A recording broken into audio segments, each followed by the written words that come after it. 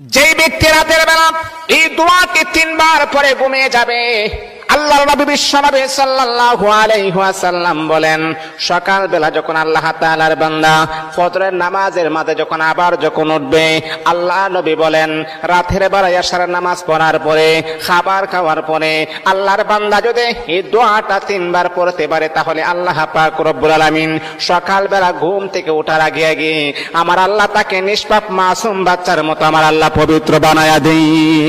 দোয়াটা সবাই আমরা জানি, আমরা সবাই কিন্তু দোয়াটা জানি, কিন্তু আমরা আমল করি না। দোয়াটা হলো আস্তাগফিরুল্লাহাল্লাযী লা ইলাহা ইল্লা হুয়াল হাইয়ুল কাইয়্যুম ওয়া আতুবু ইলাইহি লা হাওলা ওয়ালা কুওয়াতা ইল্লা বিল্লাহিল আলিয়্যিল আযীম। 3 বার যদি আপনি পড়তে পারি, ইনশাআল্লাহ আল্লাহ পাক রব্বুল আলামিন আমার আপনার জীবনের সমস্ত গুনাহগুলোকে আমার আল্লাহ ক্ষমা করে দিবে।